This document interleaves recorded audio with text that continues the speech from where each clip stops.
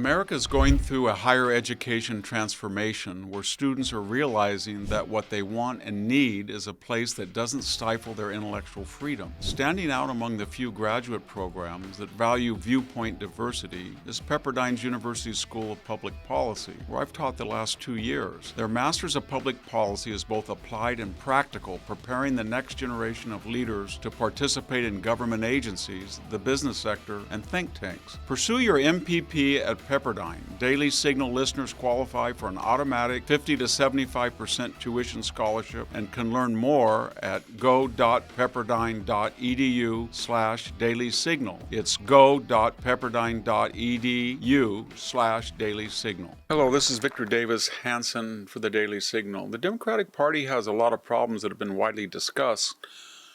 One of the most notorious is since the 2009 to 2017 presidencies of Barack Obama, and especially under Joe Biden, they have completely lost the so-called white working class. People have estimated that in 2024, Kamala Harris only gained about 30% of that demographic. They put so much emphasis on each particular community. Every time a Democratic politician would address a crowd, he'd say, and I'm for the LGBTQ plus something community, or I'm plus for the Hispanic community, I'm for the Asian community.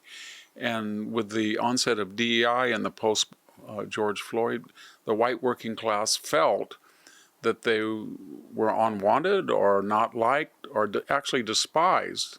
And we heard again and again white privilege, white supremacy, and there was a whole vocabulary of disparagement. It started with Barack Obama when he wrote off his loss to Hillary Clinton in Pennsylvania because people he basically called clingers, mindless automatons who cling to their Bibles and guns, didn't understand the sophistication of Barack Obama.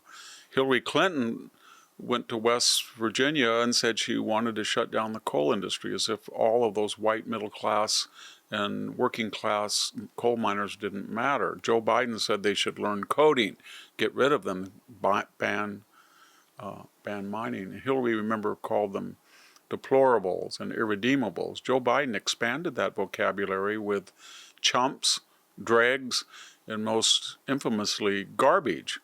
And of course, anytime a Democrat or liberals' communications were leaked or found their way to the public, they were always anti-white working class. The CNN reporter who said he went to a Trump rally and had more teeth than everybody in the crowd, or Peter Strzok, the infamous FBI rogue agent who said to his paramour, Lisa Page, texted her, that he went to Walmart and he could smell them.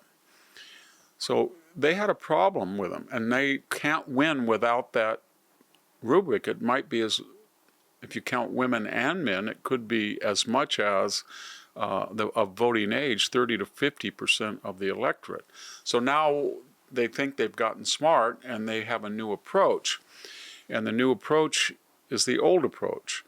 They're going to back off publicly from DEI in all of these primaries, publicly a little bit from open borders. But you know what will happen? Kamala Harris was for banning deportation. She was going to ban fracking, but she didn't say that when she was running.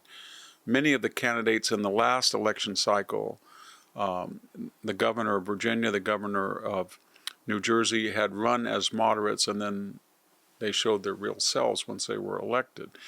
But now the emphasis is on we've got to find white working class, authentically genuine people, and it's very hard for them because they are not genuine people themselves, the Democratic Socialist Islamist, this new party.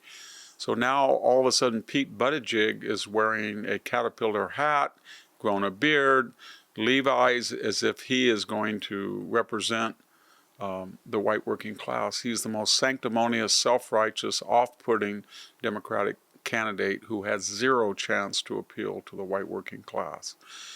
They thought that maybe they could have the evangelical angle. And so they dug up James Talarico, and he is a Christian evangelical minister of sorts, and they thought, well, this will get red state. He's out of red state Texas. We'll run him for Senate. He might be the next presidential, vice presidential candidate. Who knows?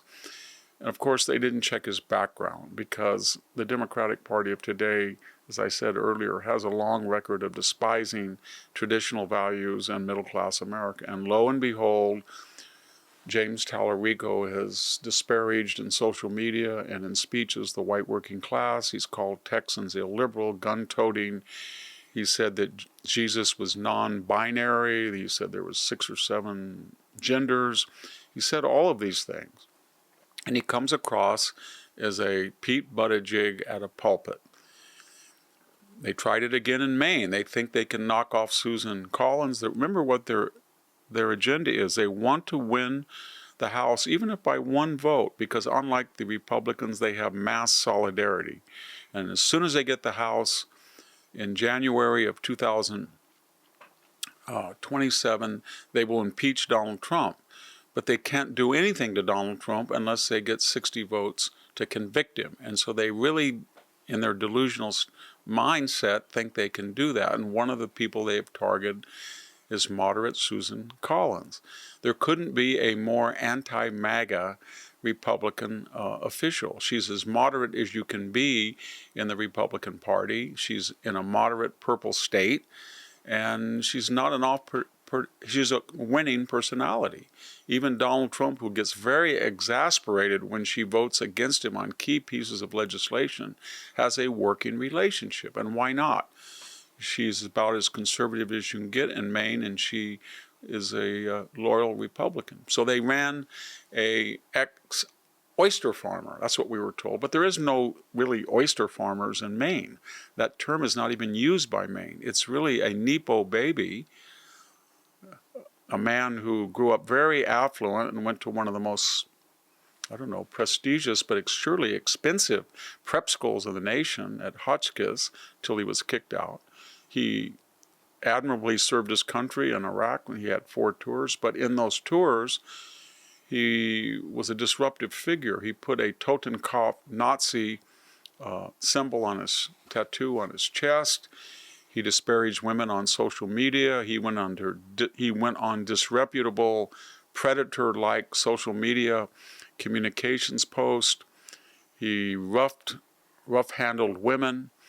And when he was asked about all of this, Graham Platner said that he assured the Democrats on 3 areas that they could relax and he would be a viable candidate and beat Susan Collins. Number 1, he said he had no idea that 18 years ago when he put that tattoo on Totenkopf that it had any connection with the 3rd Panzer Division or SS Eisengruppen that ran the death camps. 2, he said he was kind of a bore with his many girlfriends, but he never physically assaulted them or manhandled them. And 3, there would be no more revelations. Within hours, some of his girlfriends came forward, even though they were manipulated by the New York Times, who didn't tell their full narratives, but they told enough that that was all a lie, that they knew that he bragged about his Totenkopf. He used the German word for death's head, which is only used since World War II in the context of the SS. Number 2, he did manhandle. He grabbed a woman, pushed her in a room, locked her in all night, and he was very abusive. And number 3, after he had assured people there'd be no new revelations, there were these revelations as aired in the New York Times. Graham Platner is no more middle class than Donald Trump is. The difference is Donald Trump is authentic. Whatever you think of Donald Trump, he wears his blue suit, his red tie, his orange makeup, his comb over, his black Florsheim shoes, whether it's 110 degrees or whether it's 40 degrees, whether he's in Tulare, California, or whether he's watching mixed martial arts matches, or whether he's talking with Putin or Xi. He is what he is. He doesn't fake himself and act as if he's a working class man and he had to get a vet loan to buy his home when he actually was given a loan by his rich father. Everything about Graham Platner is artificial, but it displays this desire to appeal to a class that they despise. And I'll just finish with good old Joe Biden from Scranton. Remember him? In the 2020 primary, Elizabeth Warren was radical, so was Bernie Sanders, so was Cory Booker, so was Pete Buttigieg. They were all going to lose against Donald Trump. They panicked. They got them all out by various backdoor mechanisms, the politicals, and then they refashioned Joe Biden into, he's good old Joe Biden. You remember him from the 1970s, the working guy from Scranton. That was kind of hard to do because he was out in the public saying that he would ban fracking, he would stop the wall, he was going to open the border. He was 100% behind DEI. In fact, he was a waxen effigy that played act as if he was middle class so that the Obama cadre could come back into power and push through the agency of Joe Biden, the most radical progressive agenda we've seen since the New Deal. Add it all up, there is no way in the world that this elite party of Antifa, BLM, bicoastal elites, billionaires, fake socialists, wealthy people like Mondami or Hassan Piker can appeal to the working class, especially the white working class. So expect more fake middle class people like Graham Platner, James Talarico, and more Joe Bidens, and guess what? They're all going to crash and burn just as these have because they're not authentic. Thank you very much. Victor Davis Hanson for the Daily Signal. Thank you for tuning in to the Daily Signal. Please like, share, and subscribe to be notified for more content like this. You can also check out my own website at victorhanson.com and subscribe for exclusive features in addition.